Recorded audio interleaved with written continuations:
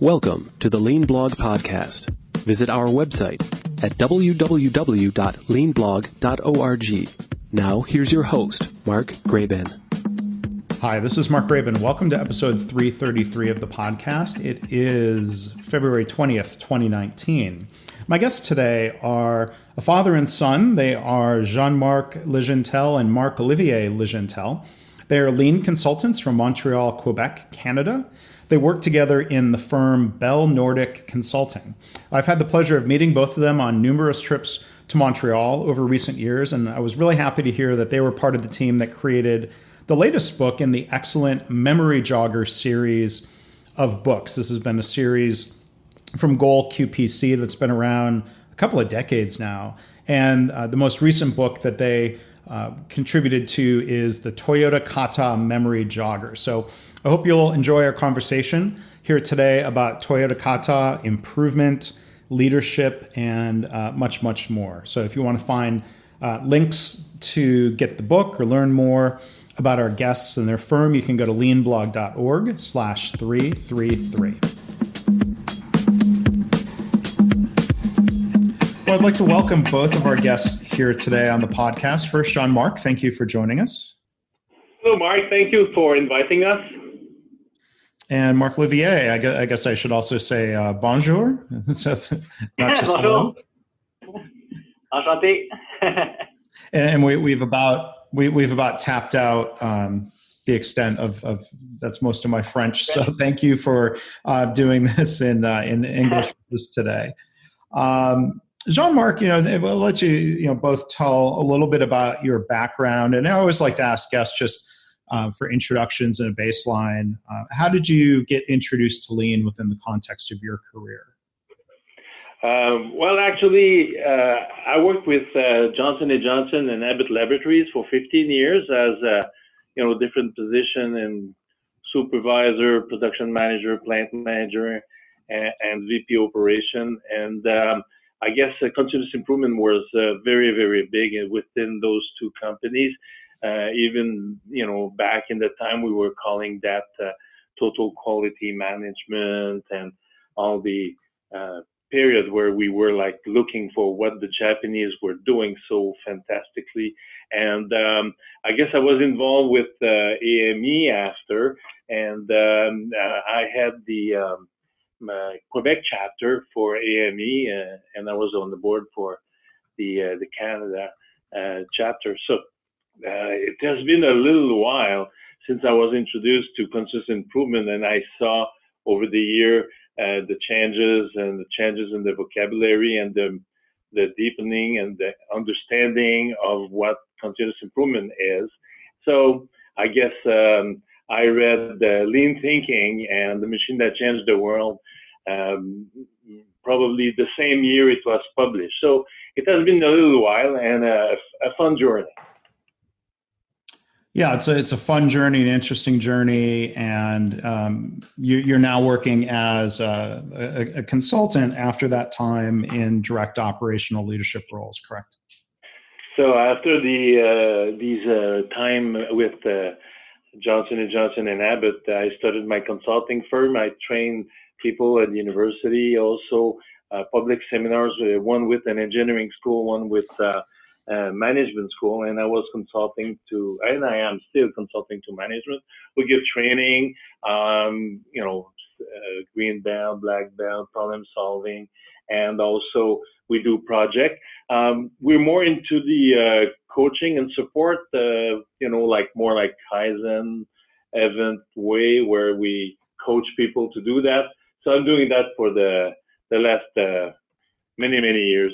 And with different companies, for some time, we were heavily involved with the Lean Healthcare initiative with many, many hospitals. And I guess that's where we met and we got in contact. So, but in different industry, these days, construction is really opening. We have what we call lean construction, and this is big. So I attend many congress and seminar, and I support the construction company these days to do that. But we've been involved with aerospace and pulp and paper, or lots of software companies, even electronic game, to help them review processes. Great. So a lot of different industries and experiences. Marc-Olivier, kind of similarly, if you can maybe answer that same question about how and when you got introduced to Lean and got into this type of work. Yeah, it's quite of a different road for me on that part, as maybe some listeners don't know, but actually Jean-Marc is my father, and actually when I was around 17 years old, I was studying in mechanical engineering, and I wasn't really liking to study in that. I was kind of looking at maybe changing what I was going to do. And actually, Jean-Marc, that was already having the consulting firm, he told me, well, if you want to try something new, you could do like a summer internship with me and some of my employees. And actually, at like 17 years old, I started doing U-shaped sales, starting to work in the warehouses and try to eliminate waste and try to see like some of the lean concepts. And I actually really liked it. It's really like I realized it was something really hands-on where you work with the employees directly. And so just at like 17, 18 years old, I just started doing some consulting work a little bit, internships, and then decided to study in operations management and just keep on going with continuous improvement. And afterwards, I was able to translate that to worked for like 5 years at L'Oreal as a supervisor, and was starting to kind of like work with continuous improvement, and then decided to keep on studying continuous improvement at my master's degree, and then starting to consulting with Jean-Marc. It's been almost 2 or 3 years already that we've been working together in the consulting firm. Yeah. Well, and I think there's probably an interesting comparison, generationally. Do you wear the millennial label, Marc-Olivier? I do. I actually do. Yeah. So, there's often talk about millennials being quote unquote digital natives. And I wonder, is there a parallel to, sort of, being a quote unquote lean native as opposed to, Jean-Marc, your experiences? I think it's always different having to unlearn something and learn a different way as opposed to, I think when I started my career in the mid 90s, I was introduced to lean really at the beginning. So I had less to unlearn. I'm curious what your thoughts are on that. Actually, I think even if I have like the millennium label, I'm kind of in between. I'm like 31 years old. The thing is, when I started to kind of apply the lean concepts, I wasn't already into that kind of like that digital world whereas everyone in kind of continuous improvement is a lot about, hands-on, post-it, doing it with teams without computers and whatnot. And I think I kind of learned it that way and really felt kind of that advantages of doing it really by hand.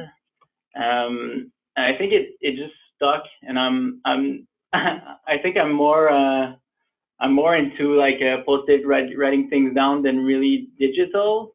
So maybe I was compromised when I was young compared to the other millennials. Yeah. And Jean-Marc, when you were reading The Machine That Changed the World and Lean Thinking, I mean, how much of an unlearning process do you think you had to go through? I guess that the unlearning was really about the fact that you could involve more people that are doing the work and less yourself being obliged to find the solutions. But somewhere deep inside me, I liked it a lot. And it was kind of, easy to accept the idea, but as you know, knowledge is not understanding. So it took me a few years, but maybe like a year or two or three, to get exposed after to Kaizen Blitz with Japanese people going at Pratt and Whitney and other companies here in Canada and in the States, and see how they would do it with the teams, and then it all made sense. So I think that I don't know if it's unlearning or learning new skills, but the unlearning part was like to transfer it to a team instead of me being obliged to find the right solution and being on the spot to really be creative, but make other people more creative, and by teaching them the principles. So I think that was that part, and actually that's a good link we can make with Kata. It's just like in Right. the continuity of coaching and improvement and helping others to grow instead of giving them the answer.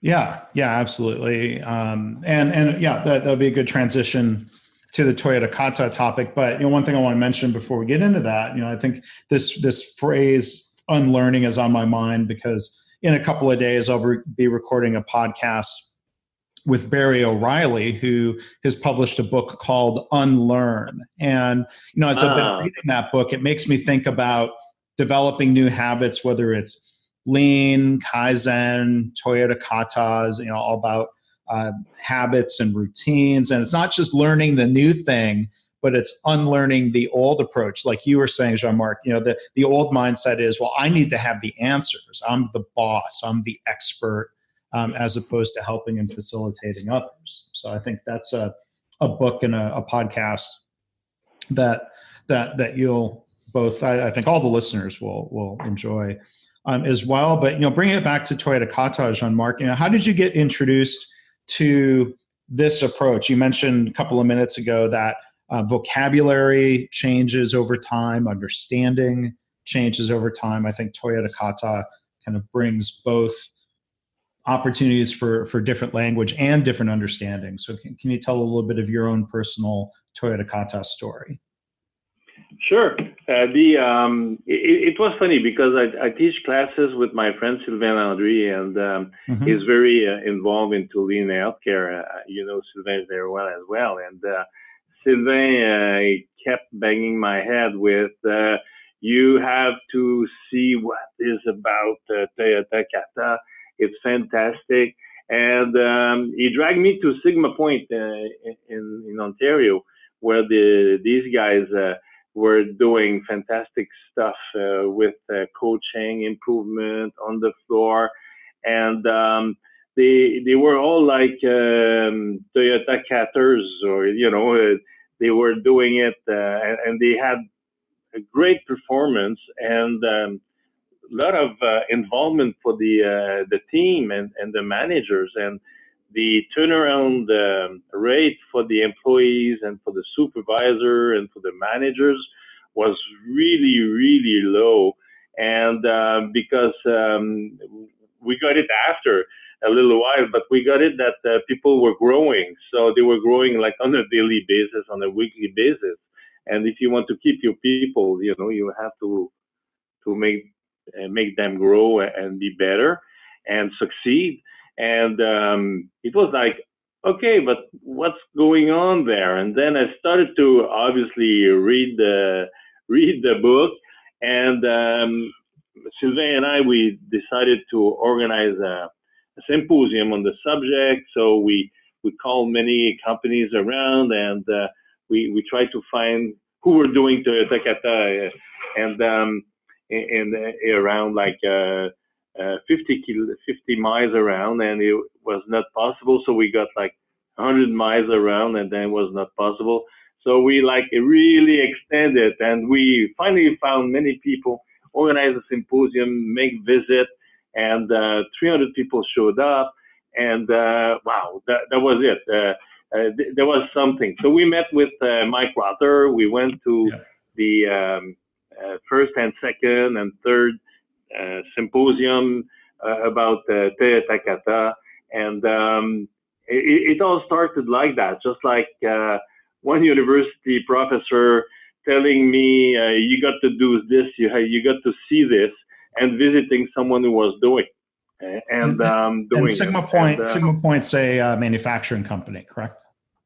That's correct. They are doing a surface mount and the technologies, SMTs, and the assemble boards, electronic boards. Yeah.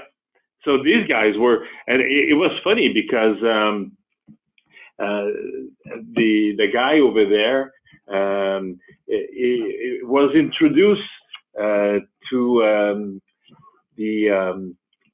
the sorry for that.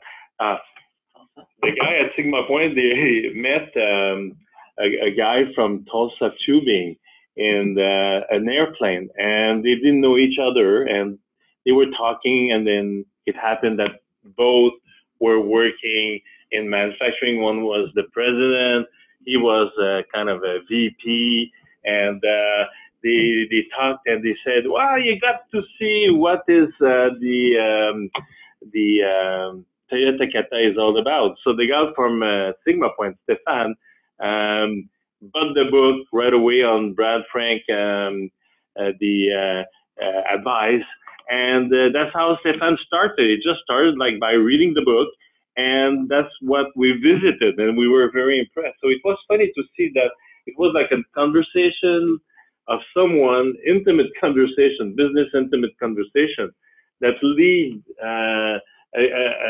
the learning process to meet another person, and then by having a great conversation, I had the opportunity then to see what it gives, what it does, and then we saw each other doing the same thing with other companies. Like I'm doing it with Omega Pharmaceutical these days, and these guys are just nuts. They gave a book to everyone in the company who has a management position.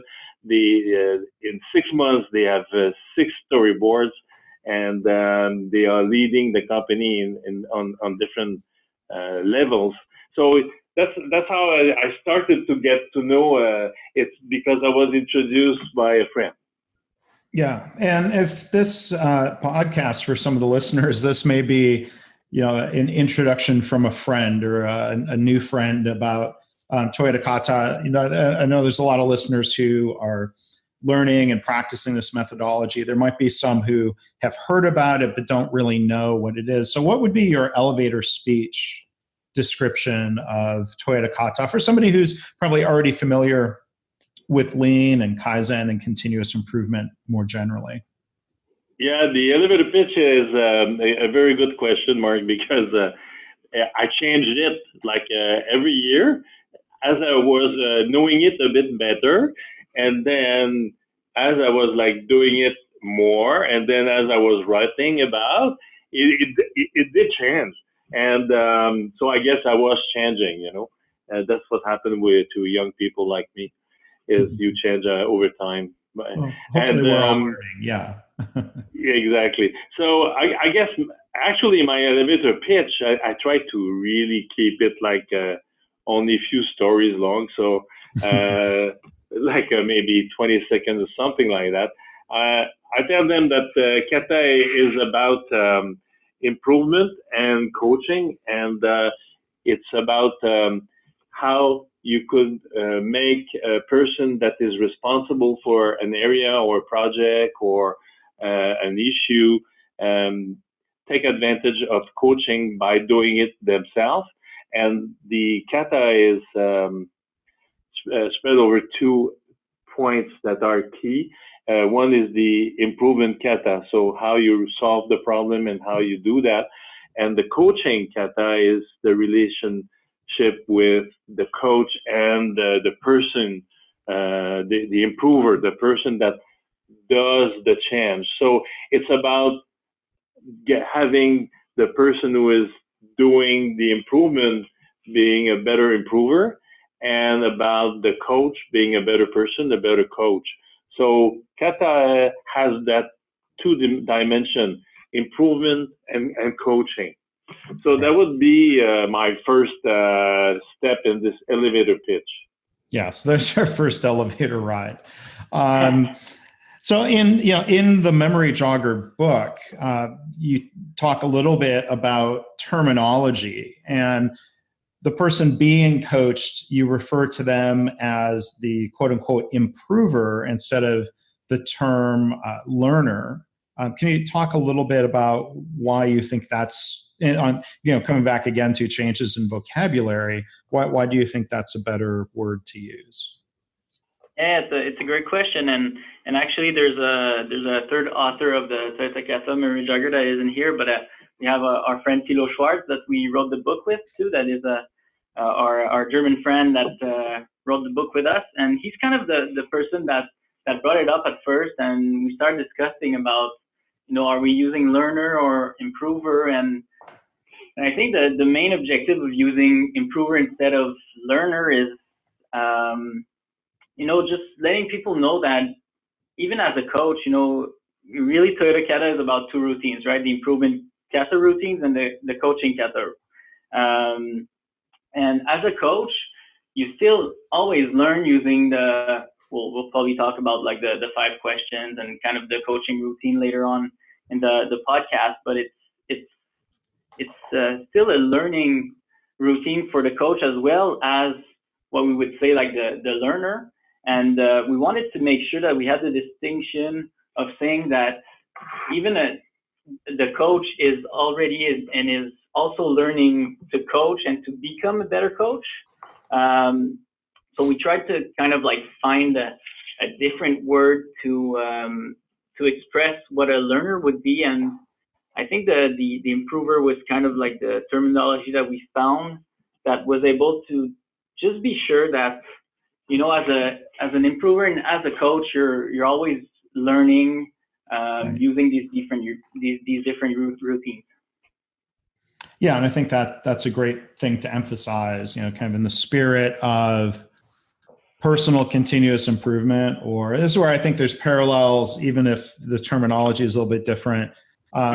Cycles of plan, do, study, adjust, or PDSA, or some people say PDCA, of learning and practicing and reflecting and seeing what's working or what could be better and adjusting and going back and trying again. I mean, that's where that seems like a familiar mindset. Would you agree that that's a big part of the mindset with Toyota Kata approaches? I think that the PDSA is, it's a scientific approach to initiate a continuous improvement initiative. So I think kind of like the PDSA is an integral part of Kata. But I think where there's like kind of like a difference is that Kata with the routines, it's kind of like an approach to bring new behaviors in the organization and kind of help people to practice this PDSA cycle toward more like a shared goal, a shared challenge in the organization. So I think PDSA is part of Kata for sure, and it's a scientific approach. I think it's where the Kata is kind of different. It's where you kind of like deliberately, like I think Mike says a lot, deliberately practice these routines to kind of build that scientific thinking and that mindset within the organization. Yeah, and can you talk a little bit more, Marc-Olivier, about this idea of routines and bringing new behaviors? When this starts at a very personal level, one-on-one between coach and improver, what have you seen in terms of this impacting an organization more broadly and trying to build an organizational culture of continuous improvement off of these personal habits? Yeah, and it's kind of it's a great question. Whereas when I started Kata, even if it's really like a hands-on, I think discipline, and it's really about working on the routines, I kind of started learning about Kata more on the academic side of it. I actually did like my master's degrees in operations management, and my master's thesis was about like how can we transform the organization's culture, by using Kata, and can it sustain continuous improvement? And Jean-Marc talked about Delta 2 bending and Sigma Point Technologies, and these were actually the organizations that I studied for my thesis, and really kind of like these routines where the improvement kata and coaching kata routines where they bring like kind of artifacts, different language. They change kind of the frequency where there's these kind of one-on-ones. You were talking about the one-on-ones where you be sure that you talk about this scientific thinking and the experiments on a higher frequency, I think, than before. And I think this is where it helps changing the behaviors, where there's kind of that daily routine where we meet up and we be sure that we have that connection between managers and supervisors or team leaders and talk about our different experiments and what are we learning from our process and how can we improve it in terms of an organization as a whole. So I think just kind of having these daily meetings and having that objective of learning about the process and remove obstacles on a daily basis just introduces these kind of artifacts that after a while just changes behaviors of people and how they react to problems they meet on a daily basis. Yeah, and that culture change takes time, right? It's not like flipping a light switch and say, oh, well, we learned kata. Now we sent everyone to a class. We did some coaching routines. Now we're a culture of continuous improvement. It's not that easy, right? No, and it was really, I mean, I'm not an expert on culture, but I've been loving that subject for a couple of years and trying to understand what is organizational culture at first, and just seeing how kata kind of evolves, like at Toyota to bending versus Sigma Point Technology is so different, but changing culture is really about, it's still about what's happening daily in your organization. What are the artifacts that you can see? What are the language used? How do people react on certain problems, on certain subjects, situations? And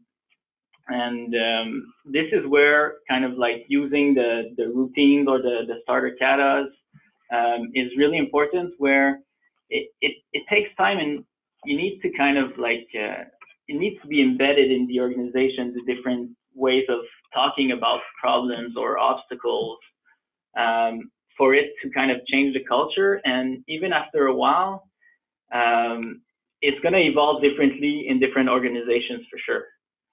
But I think the mindset behind it can stay and can be quite similar. And Jean-Marc, what are your thoughts or experiences around culture change and continuous improvement, whether it was, like you were saying earlier, in the context of TQM or lean or kata? What are your thoughts around how long that takes? I know it's really hard to quantify, and what do you mean by culture change? And there's different dimensions of this, but I mean, what are your experiences around trying to create a culture of continuous improvement? The question is again very good and very important. It takes long time and it takes no time. It's funny because as soon as the management see that top management really want to have a culture change, and they really want to see like coaching and people being better and addressing issues and problems, as soon as the whole organization starts to understand and see that, then we can feel a change. So the organization is not, it's not a reflex, it's not like a habit that you don't have to think about, just like riding a bicycle. If you get on your bicycle, you don't think. When you learn, you have to think every movement, but when you know how to ride a bike, you just get on a bike and you go. So how long it takes for an organization just to get on, in a meeting, or just like seeing a situation and having just a reflex of doing like a plan, do, check, act, or just like asking the right question and improvement. I think it takes a long time, maybe 5 years, 10 years to get there. And it's like, quitting smoking. If you try to quit smoking, after maybe a year or 6 months or 3 months, never smoke, but what I see is that you have a crave, you crave to go back to the old habit and just like shoot from the hip, you're in a position where you see the situation, you know what to do, and then just you forget your good intention of asking the right question, coaching, being patient, and making everyone go through the assumption and go through the deep cause. So just to get there, like you do it and you don't think about it, just like at probably Toyota is doing with their people. I guess it takes like 5, 10 years. On the other hand, as soon as I've seen that, as soon as the top management, like the president, she decides to have the scientific approach, and all the VPs, I've seen that with one municipality, one city here with we were working with. We started, and that's the general manager and the mayor. They decided that the general manager and all the VP, if you will, they will go through the basic continuous improvement, problem solving training, and they will all do a project before it goes to the organization. And they did project and they did presentation to each other, and we coached them to do it. And they started to have like a storyboard and also ocean cannery, and they did it themselves. So everyone were like a bit curious in the organization about what they were doing, like new trick and maybe a new religion or something. So they were very amused to see them go around and do the project. So after 3 months, the whole organization were kind of, okay, it's there to stay. What are they doing, So they, just like when you have the situational leadership, I don't know if you recall that, but the first quarter on the right-hand side bottom is that you don't know that it's complicated, so you're ignorant and you're incompetent. But as you start to practice it, you are still incompetent, but you're very aware that you are incompetent, just like practicing golf. You watch golf on the TV, it looks really easy. You go on the field and now you realize that you don't know. But after a little while, when you practice, you have to think about how you position yourself, the knees and the hands and everything, or just like dancing, you look at people dancing, it's easy. When you try to dance, you're miserable. And then after a little while, you count your steps and you start to be performing, but it's not automatic. But yeah, and then the last quarter on the left-hand side, it's you don't have to think about it and you're very competent. So to get the culture to be competent and not even have to think about that, I think it takes like 5 and 10 years. And but it may take 3, 6 months, a year, if the top management really know what they want to do and they get there, to at least get everyone competent, but not and competent and very conscious about what they are doing. The one trap though is that even with the company who do that without thinking, but they are very competent doing coaching and doing improvement, the management has to realize that when you welcome new employees, new managers, people go, people get retire, the company grows, and you have new people coming in, just like in a couple, the two people in a couple, they bring their own luggages, their own background, their own history, and that makes the new couple, So as soon as you have a new person coming in the team has to evaluate, reassess the culture, the what they have to do. So some people, they come in the company, even if the company as per se is very competent, and they do that like without even thinking about it. The new people coming in put pressure to go back to old habits and shoot from the hip, and I am in charge, and people expect me to find a solution, and we're in a rush, and we don't have to think about. And why don't we fool around with the process, playing with 10 parameters, doing 10 trials at the same time, and the whole organization has to tell the person, slow down, one trial at a time. How do you know?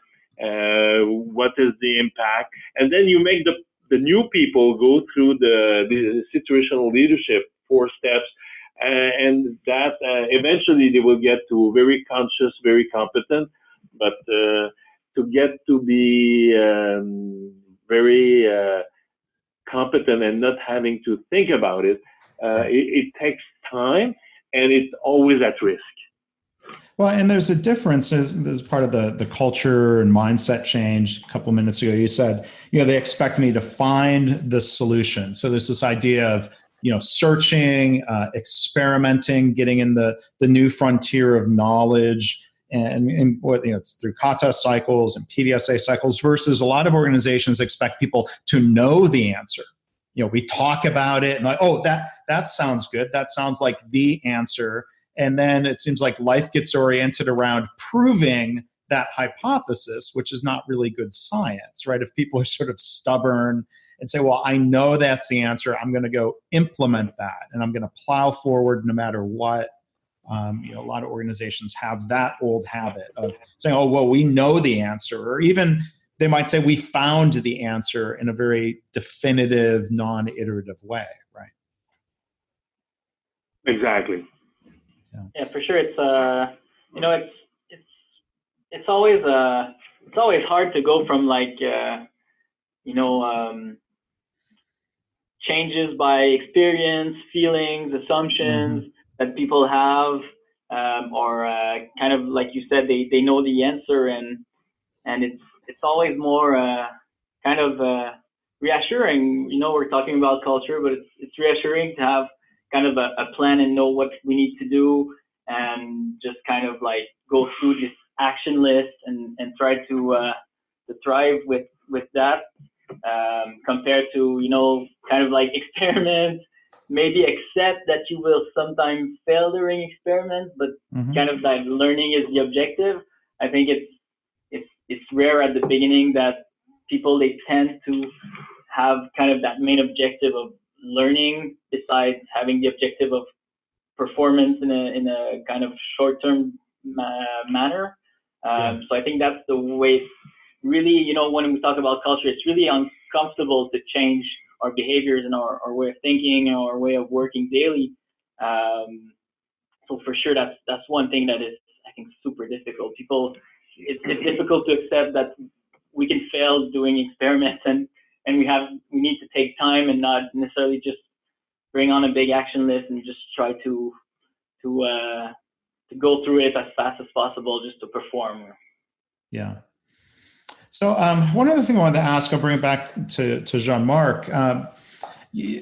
Asking questions, coaching questions is such an important part of the Toyota Kata approach. Can you talk a little bit about the art of asking questions as you talk about it? Yeah, sure. I was very, influenced by Frederick Faddis' work and training. He gave me many seminars, and I think that even if we know that asking question, you have like the open-ended question, you have the closed question. Closed question is, is the machine working? Is the process under control? The answer is yes or no.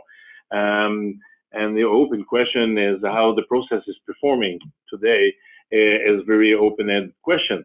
So that we know, and but we don't practice it. And even I listen to the radio again this morning, and the anchor is a very famous guy, and still he does ask a question with the closed question, and expect a description, expect an explanation. So really, even if we know, we don't do it. And what the art of asking question, what happened is that if you want to use question to coach people, then you have to not only ask an open or closed question, but you have to ask question with an intention. Why am I asking that question? You know, what is my plan for my improver? What do I have in mind when I have to ask that question? Let's pretend I have a supervisor in the office doing, supervising a process, or in the factory, or in a warehouse, or a supervisor, chief of the ER, someone that is first line. And the person is always finding solutions and telling everyone. So me as a coach, I could, tell the person, stop doing that, involve your people. But, probably the person will react by protecting and excusing, or the person would just say, I am involving people. Well, the person is involving by telling, So right. The coach is not useful, and it's hard to coach the person. But if you have an intention, the intention being, as an example, that you want to make the supervisor realize that actually she's not, or he's not, involving the people working in her team or in his team. So a good question might be to verify how involved, as an actor, what was the involvement of the supervisor.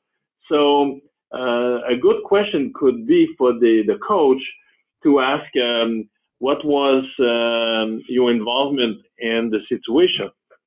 How have you handled the situation?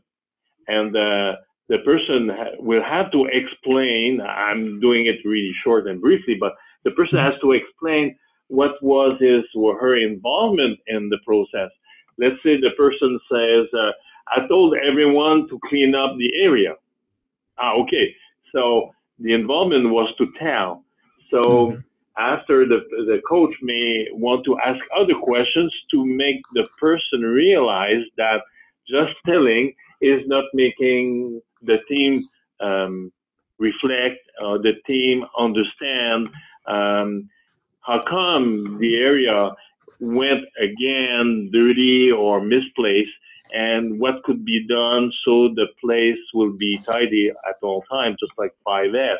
So the art of asking question is really to have intention, a coaching intention, when we ask a question to the improver.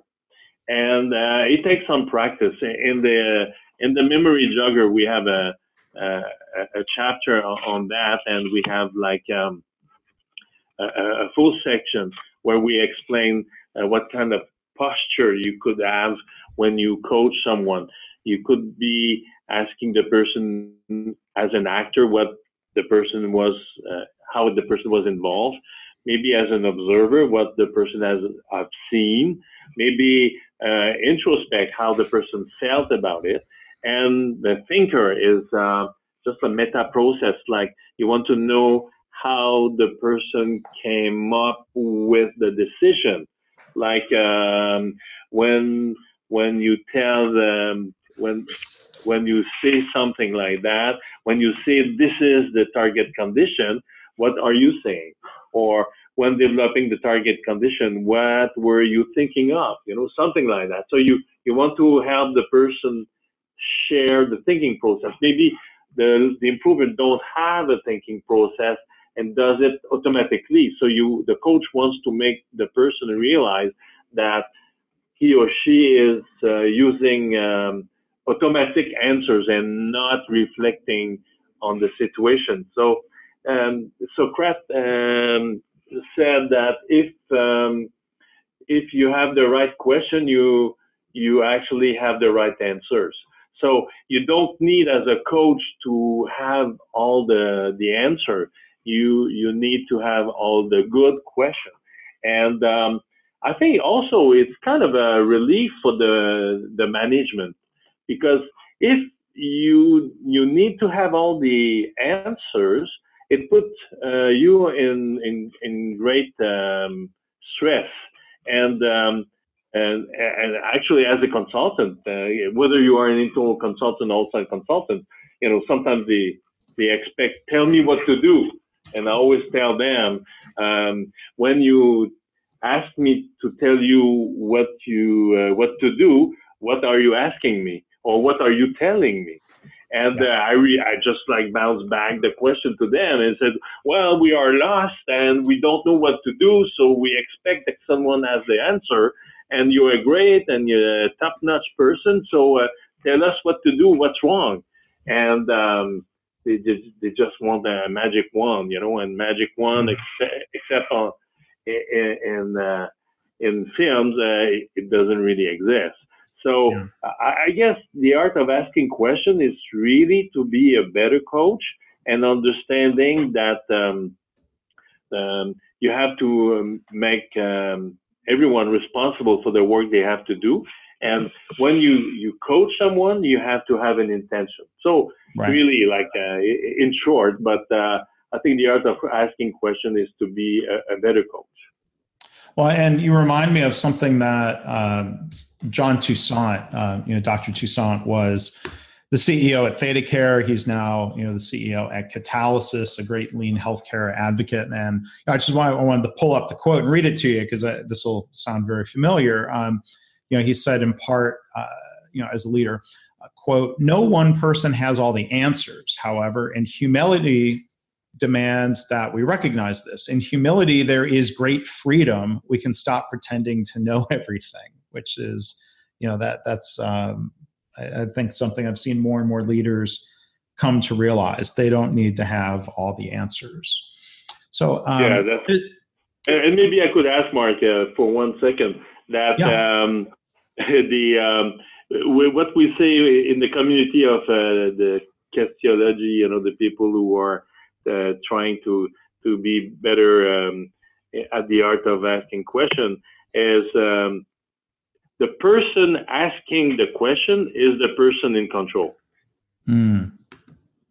Not the person. Say more about that. I'm sorry. Yeah, no, that's it. So if a manager wants to really be in control and want to be in leadership position, they have to ask the question, not provide the answer. Yeah.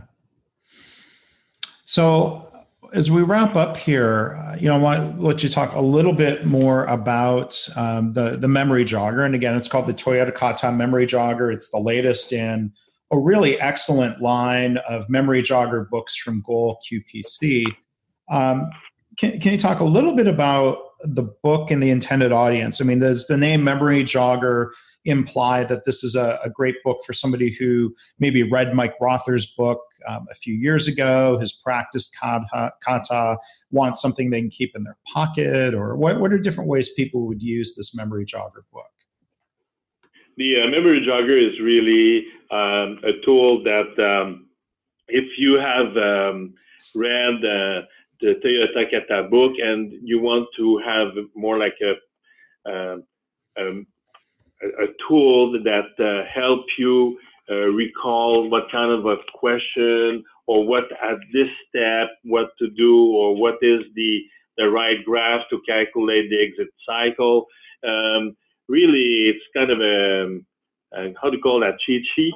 And you really want to have your memory refresh at all time. That's the intent of the memory jogger collection. And it's funny because I was buying the memory joggers when I was manager in the pharmaceutical industry, and I was buying a ton of those for my team, and it was kind of funny and really I was very happy and proud that I would produce one one day, and that's the one. So the intent is really for people doing coaching and for people doing improvement, if they want to refresh their mind about a step, or you get nervous about something, or you want to prepare, just prepare yourself for a coaching session, and you want to prepare your question, or as an improver, you know that you will have another meeting, and you just want to make sure what goes into an experimenting record, or do I put that in the obstacle parking lot or not, or I prepare my target condition, and am I okay or not? And you don't want to go back and reread 3 books, you know. Mm-hmm. You go to the Toyota Kata memory jogger, and you refresh your mind over a page or 2 with lots of graphs, and that's it, you know. So some people may want to learn Toyota Kata going through the memory jogger. I think it's feasible, but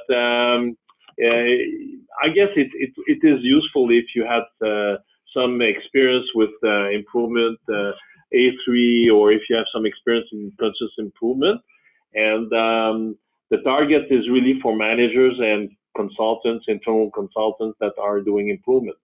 It comes in 2 formats, actually. One is more like a desk format if you want to have a bigger book, but the pocket size is the most popular, and it's very handy. You could put that everywhere. And I always, obviously, but I always carry one with me in my bag. Yeah, you can keep one in the car. You can keep one in the backpack. You can keep one in. Yes, why not?